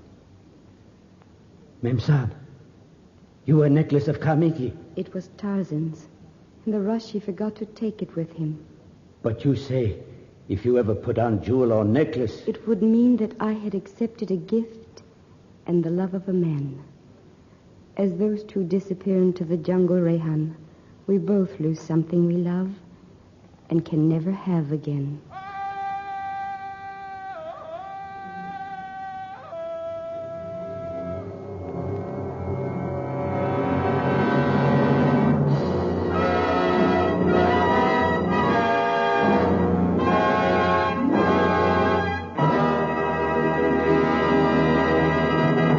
We'll return in just a moment with a word about our next story.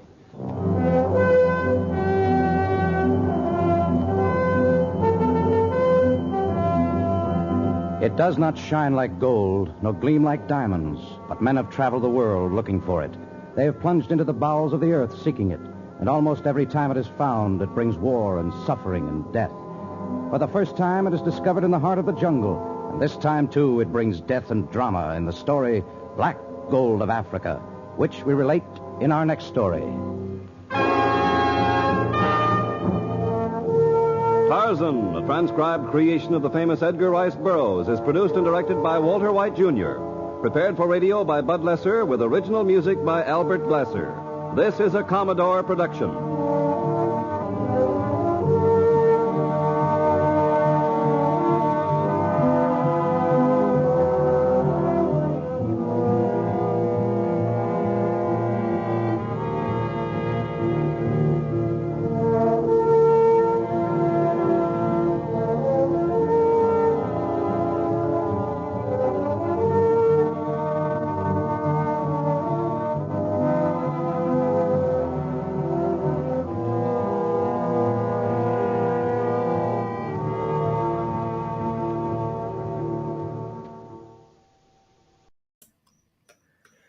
Yeah, definitely getting into this.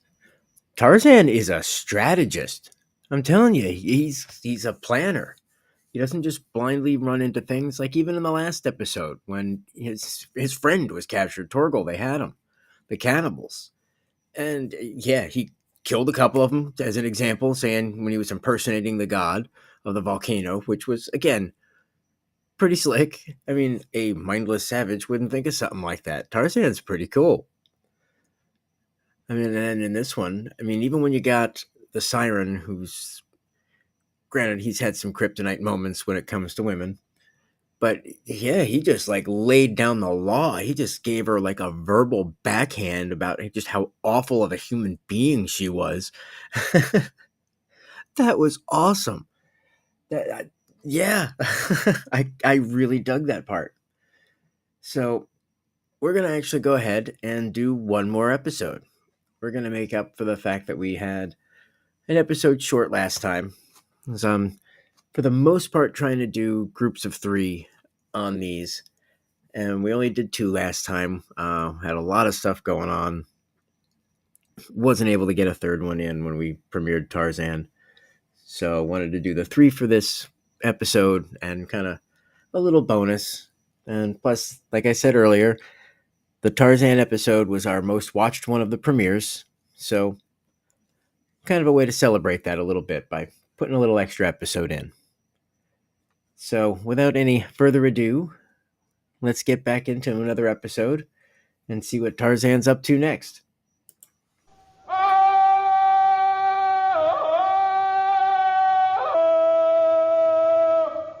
From the heart of the jungle comes a savage cry of victory. This is Tarzan, Lord of the Jungle.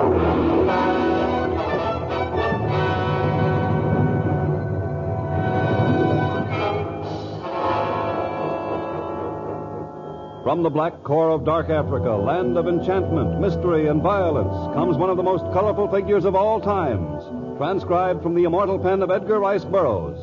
Tarzan, the bronzed white son of the jungle.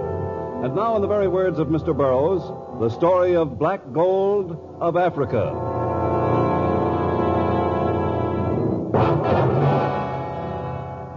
It formed a strange picture, that curious admixture of modern and ancient in a corner of Saudi Arabia. Oil derricks of modern steel dotted the horizon as far as the eye could see. But huddled beneath the metal skeletons, there lay a city as old as the Orient. Curio dealers leaned against their carts. Beggars dozed in shadowed doorways. The city drowsed with the indolence of Asia. A few men in soiled white linen lounged on the piazza in front of the land office. Suddenly, its door flew open. A man darted out. Others followed, their guns blazing as they pursued the lone figure down the winding street. In here, Governor. Thanks.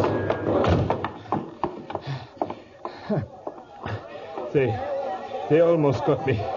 The swine. There they go. I don't know about this place, Governor. You saved my life. That is something one does not expect from a stranger. You're no stranger to me, Governor. I've been waiting all day for you. But for a minute, I thought you might head the other way when I chased you. I knew they'd be chasing you. Who are you? And just what do you know? Pardon me for skipping the introductions. Name's Herbert Graves, Governor. And, of course, you're the Honourable Alexis Varron. Only there's some gents in this town don't think you're so honourable. Just what do you mean by that? I mean, some folks don't think it's cricket to take money from one government to develop oil fields and then sell out to another government. You know too much. For 2 cents, I wouldn't fire that gun, Governor. Your friends would be back this way before you knew I hit you. Hey, what's at the back of your mind? You said you've been waiting here for me all day. Why? Well, I figured you might need some help, matey. And Herbert Graves is always one to help a friend. For a price. And what is your price? You'll find out, matey. And you better go along with Herbert Graves' little plan, or I'll yell copper faster than you can go through a pound note at the Savoy Bar.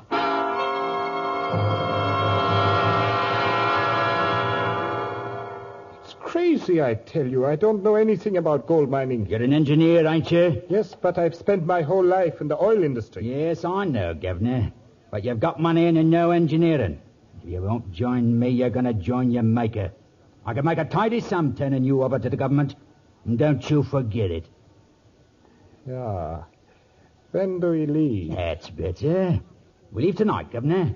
We take the Red Sea to the Gulf of Aden, and then we go along the African coast until we reach Mombasa. We buy our equipment there and then head for the Middle Congo. The Middle Congo? That's right, matey. And now that you're showing sense, I'll let you see the map. Here, this is where they say there's gold. The southern part of French Equatorial Africa. Yeah. That's Tarzan's country. Tarzan? Never heard of a bloke with that name. I have. He killed my brother. He did? What you know? My enthusiasm for your venture increases now, Mr. Graves. Perhaps you can find your gold, and I can avenge my brother's death. Blimey, I don't want to get mixed up in no killings. If I'm any judge of character, you're no stranger to crime. I'll help you find the gold, all right, and you'll help me kill Tarzan, if I need any help. Now, look, Governor, I really don't expect to need you. Actually, there are two things I know a great deal about. Oil and murder.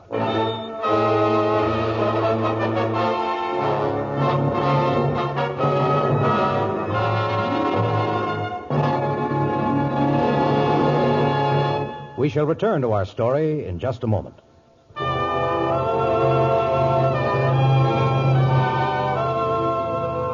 High in the upper level of jungle growth, Tarzan rested in the crotch of a tree, watching the amusing antics of the monkeys. The manus always delighted him. He smiled broadly and filled his lungs with the warm, sweet air of spring. Suddenly he tensed. In that air was the scent of the gomangane, the scent of a native, perhaps an unfriendly one. He swung from tree to tree until he was directly over the spot from which the scent had come, and then he dropped to the ground. It's you, Nagama. At first I feared enemies. Were Nagama enemy, she could not have been frightened more. Oh, I'm sorry I frightened you.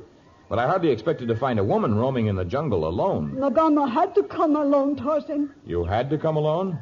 Why? If Punya chief and warriors find Nagama looks for Tarzan to help in time of trouble, they're much angry. But I've always been happy to help the Punyas. Punya's proud people, Tarzan. Not like to come running to White Brother with problems.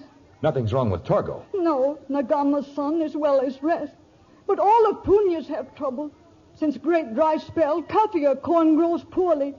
Kerlo the cow gives little milk, and the people need many things. But surely the jungle abounds in fruit and game and all else you require. That not enough.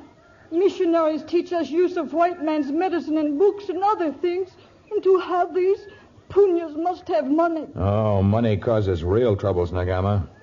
But if you really want it, well, why do you not dig the gold that Tarmangani everlastingly seeks? Gold deep in caves. Cannot dig without much expensive tools.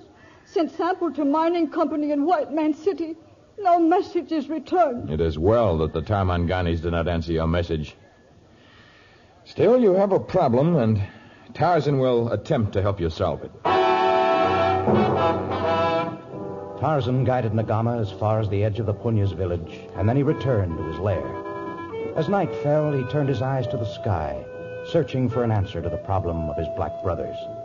And then, suddenly, all thoughts of the Punyas were forgotten, as a fresh scent assailed his nostrils. Close at hand was the Tarmangani. According to your precious map, my friend, this is about the spot we're looking for. But there's nothing here but tangled weeds and rocks. The natives would have guided us to the spot if you hadn't been such a pinch penny. It is easy for you to speak about spending another's money. You'd be getting half of it, Governor. Half of what? Half of the myth you swallowed in some rotten dive in Mombasa. It's here, I tell you. Somewhere in this bloody section there's enough gold to... Shut up, you fool! Shouting that word loud enough for everyone in the Congo to hear. What's got into you, Governor? Got a fit of nerves like you had a bobby on each side of you pushing you through the gates of Old Bailey. There's no one around here to hear me. You're wrong, Tarmangani. What is it? So, you have come to seek gold in Tarzan's jungle. Oh, blimey, that's the bloke you told me about. Keep quiet. What did he tell you? I told him something of your unusual reputation for justice, Tarzan. I said that before we made any move, we must contact you. Why should the Tarmanganis who come to this jungle to steal gold have need to contact me? It's this way, matey. Quiet. I will explain. Tarzan, your choice of the word steal is inadvised. We plan to make a proper arrangement with the natives of the district. If we can locate gold, we will enlist their help and share the profit. You mean you'd pay them money? Exactly. We contribute mining skill and equipment, and they will furnish the land and the labor. Is that not fair? Yes, it is. Seldom have I heard white men speak as honestly. I'm sorry that I misjudged you at first. Ain't nothing of it, Governor. We all make mistakes. It so happens that this is the land of the Punyas. If you find gold here, they will welcome the opportunity of working for you and of receiving recompense. And, of course, we will not forget Tarzan. I have no need of money. But the Punyas are my friends, and I will do everything with my power to help them. And you. We thank you. Allow me to introduce my friend, Mr. Graves, Tarzan. And I am Alex Schneider. Yes, Schneider.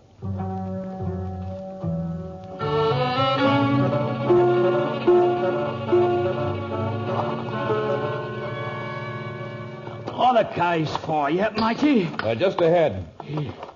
Are you tired? Not if there's gold in them caves, I ain't. That I do not know. But the cave from which the Punya sent the sample is among them. Nagama does not remember which one. Well, that's a fine idea, too, ain't it, Governor? Huh? I said that's a fine idea, too, ain't it? I'm sorry. I was not paying attention to your conversation. I was observing the shale-like quality of the soil around the rocks. Huh? You think there's gold in it? Gold? No. And I'm not interested in that. Well, here's something you are interested in, Mr. Graves. The cave. Hidden behind all them bushes. Say, it's mighty dark in there. I have my flashlight with me. Oh, a single flashlight will do little good in the great darkness of the cave. But I anticipated the need for light. Last night I left these torches soaking in this pool. You're going to light them, and you left them soaking overnight in water? Are you deaf, man? No, this is not water, my friend. This is the liquid the natives call alul, light water. It makes the torches burn more brightly. Here, I will light them. Say, they give a fine light. Smelly, though. Here, we'll each carry one. Then if there is gold within the caves, you shall be able to tell. Come on.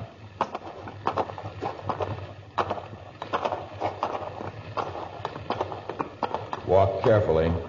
Your boots cannot grasp the rock as easily as my bare feet. Right spooky, ain't it, Governor? Huh? Yeah. Well, what you say? Think there's any gold? Huh? All right, I'll have to look. Bring your torches over by the wall here. Have a good look, Professor. Herbert Graves knows if there's gold. You're the man to find it. In a way, I hope there is no gold. And yet the Punyas think they need money. Oh, they'll get a slew of it, they will. We'll treat them fair and square, we will. I depend on that. Well, Professor, have you seen anything? Not much. Well, speak up, then. Is there any gold? Is there now? Some. Now, where are you going, Governor? I have seen enough. Let us leave this unpleasant hole in the earth.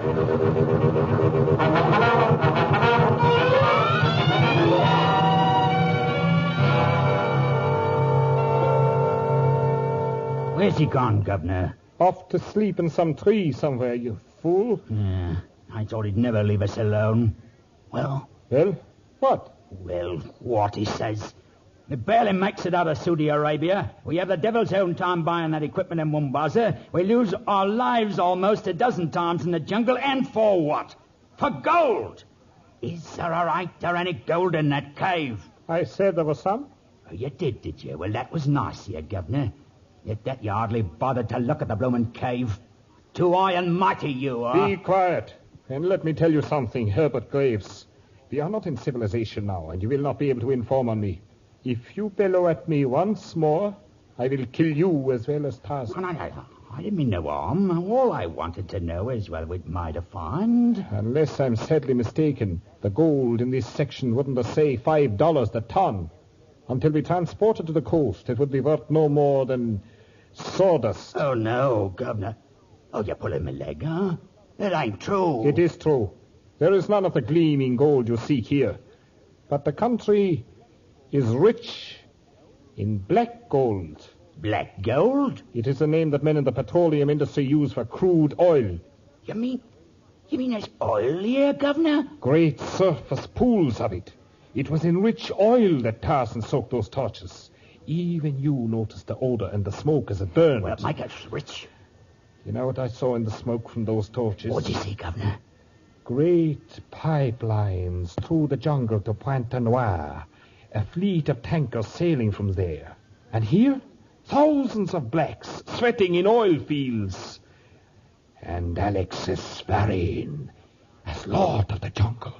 How about Tarzan? He will be dead. And soon.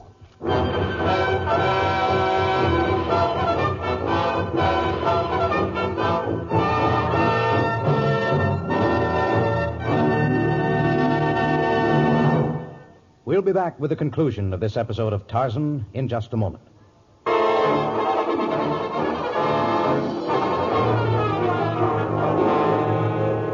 If Tarzan's respect for money was not great, the same cannot be said of the men Alexis Varin combed from the waterfront dives of half a dozen equatorial cities. For money, they temporarily deserted their favorite retreats and came to his black gold bonanza in the jungle. They were armed with pistols and bullwhips, scimitars and antiquated cutlasses. For these were the foremen who were to direct the workers recruited from among the native tribes. Get moving, you lazy swine. You there, pick up that box of drills. I'll tell you when to rest. How's it coming, Bo? All right, as long as you drive them. Let up for a minute and they quit on the job. You, want me to feel a whip again? Let him at it. How do you like that? You're a right-handed gent with a whip, Bo. I'll put in a good word for you with the boss. Where is he? His Highness has gone calling with Tarzan. Seems like there's a spot of trouble at one of the native crawls.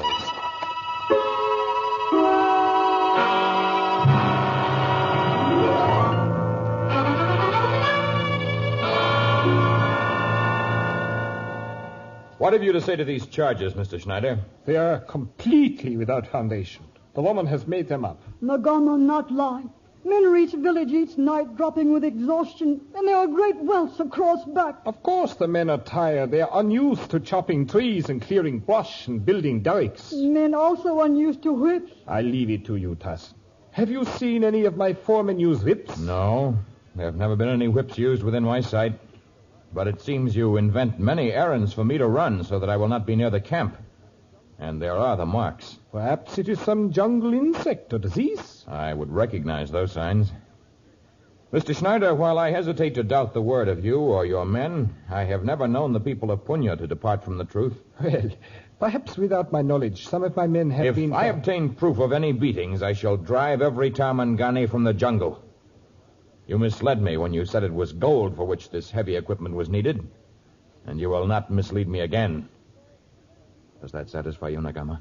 There is one thing more. The money. But your men are paid at the end of each day's work. It's true, Punya's paid. Then Tarmagania follow them, hit them over the head, and steal money back. I tell you, Tarzan, the woman is mad. These stories are fantastic. Perhaps. But I have a plan to end this particular fantasy. I shall be happy to cooperate in any of Tarzan's plans. The money coming to the natives will be paid to me. I will care for it until they have need. No one will rob Tarzan, and no one will be able to find the hiding place where I will keep it.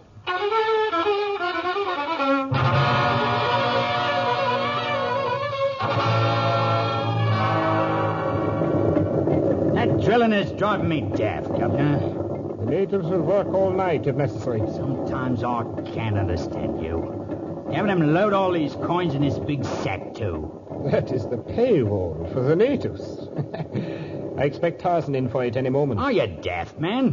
Why aren't you giving him paper money or gold? Unless I decide to kill you before you learn, you may find out one of these days that I do things for a purpose. And what bloomin' purpose can Tarzan is taking the payroll to some secret hiding place. With this heavy sack over his shoulder, he will travel slowly enough for me to follow him.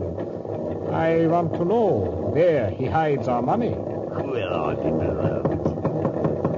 Are you in there, Schneider? Come in, Tarzan. You keep the men working late. Just until number one comes to. Perhaps we will reach oil tonight. Then we can be more leisurely. I will permit this late work one more night.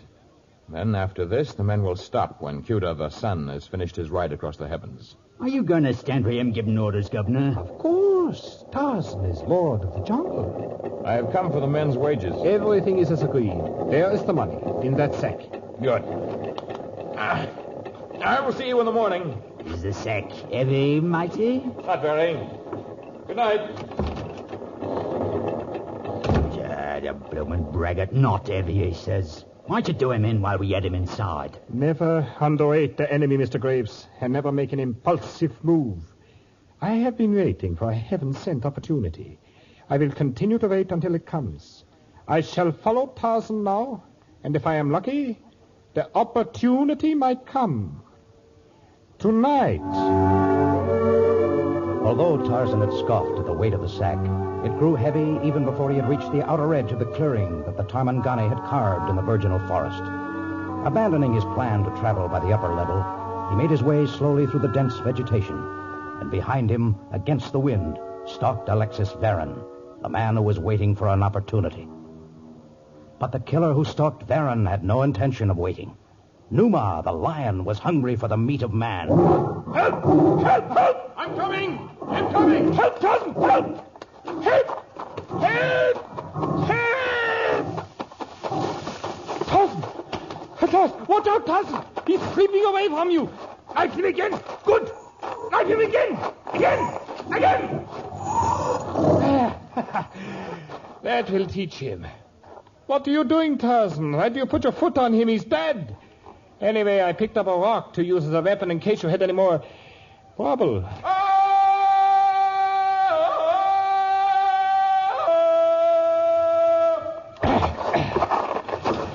There. That takes care of you, Tarzan. You see, as it turned out, my dear friend, the rock also proved effective against you. Pleasant dream.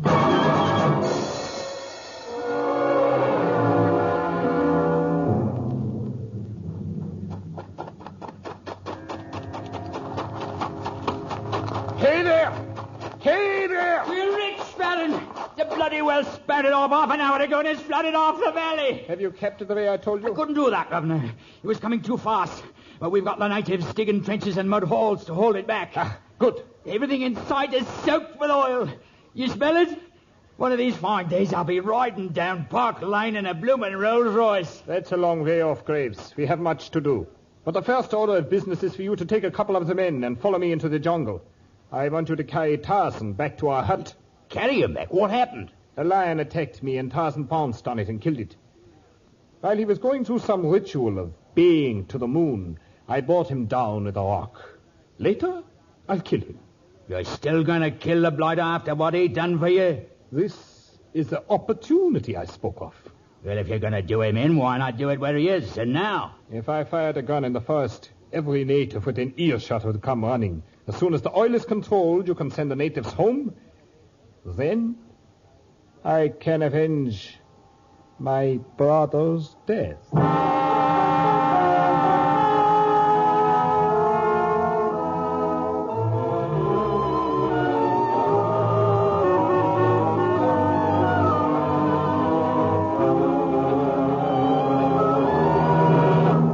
Why have you bound me and brought me here?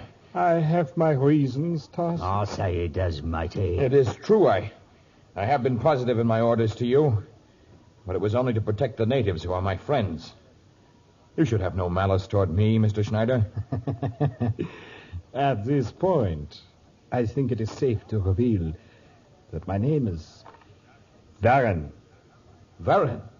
I shall turn the wick of this lamp higher. Perhaps you may observe a facial resemblance to my brother, whom you killed. I have never killed man nor beast except in self-defense. And in your brother's case, I do not even do that. He was killed by a stampeding herd of elephants he was attempting to take back to captivity. You killed him, and I'm going to kill you. I attempted to save your brother. His terror made him run into the path of the elephants. I did my best to save him, but I was too late. Explanations will do you little good now. Graves, what are you doing with my gun? I use it on you. I don't like blokes that want to kill someone who's just saved their bloody life. And you and I reach an understanding about this oil, Tarzan. The bargain I made in the beginning. Watch out, Graves! You stupid fool! I'm going to... Oh, no, you don't. Watch out! The lamp! Fire! The whole place is going up in flames! And oil over everything! Come on, Graves! Let's get out of here!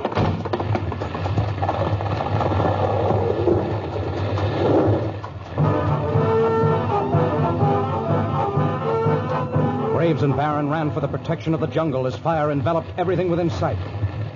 The men in the oil fields, natives and whites, fled before the onrushing stream of liquid fire that rolled over the field. And in the cabin, Tarzan wriggled toward the flame. He held out his arms and legs until the fire bit through the thongs. His eyes blurred with pain, and his head swam. Yet he made his way through the inferno that was the burning hut. He ran across the field with all the power of his great body, faltering but a moment to pick up one white man beneath each arm. But at last, despite his heavy load and his burns, he reached the blessed protection of the damp forest. Now you are safe, Mr. Graves and Mr. Barron. You saved my life again. You saved Graves and me. Why? Yeah. Why did you save us? So that you may return to civilization and tell the Tarmangani that this is Tarzan's jungle. Tarzan's and his brothers, those with skins of ebony and those whose coats are of fur. This time I have been lenient. The next time I will not be. Go now. Blimey. You'll never believe this back in Petticoat Lane.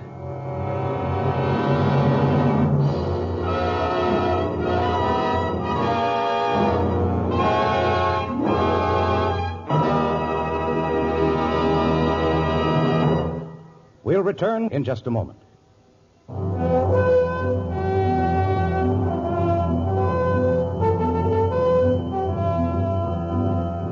Our next story is called Tarzan and the Coward. It might be well to ask ourselves, where does courage end and foolhardiness begin? And exactly what is cowardice? Sometimes the answers become apparent in civilized countries, but it is self-evident in a land that teems with danger and savagery and dramatic death. Tarzan, a transcribed creation of the famous Edgar Rice Burroughs, is produced by Walter White, Jr., prepared for radio by Bud Lesser, with original music by Albert Glasser. This is a Commodore production.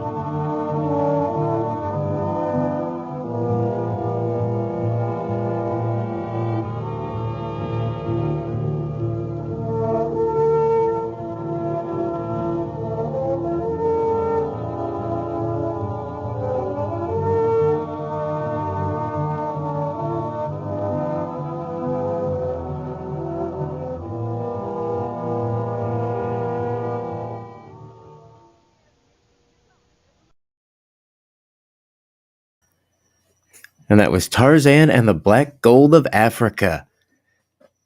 And that is the episode that we will end out on today. We've gotten 4 on this one. We got our 3 and a little bonus to make up for last time. And yeah, having a lot of fun with Tarzan. And yeah, come back next time. Check out another episode of Heroes of the Golden Age. And let us know which one you want to see next. Let me know in the comments. What hero do you want to see us go back to next for the next part 2? We'll do whichever one you guys want to see next. So, thanks a lot for tuning in. Everyone that listened live, everyone that's watching later. We appreciate y'all. Thank you so much. Join us next time for Heroes of the Golden Age.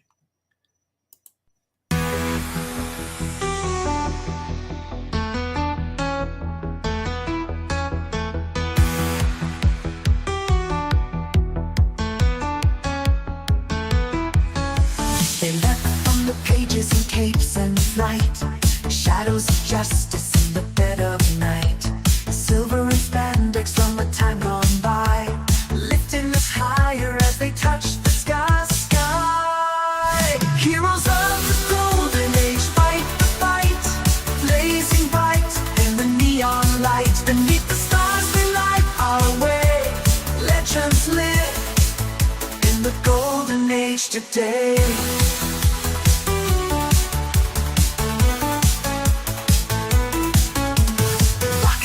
Blazing through cosmic dust, ray guns flashing in a world of rust. Masked Avengers with the daring flair, saving the future like they always dare. Heroes of the golden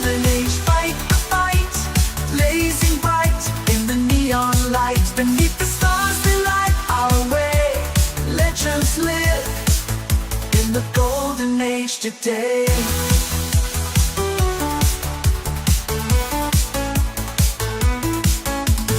Time can't hold them, they're bold and true. From reels of the past to a screen near you.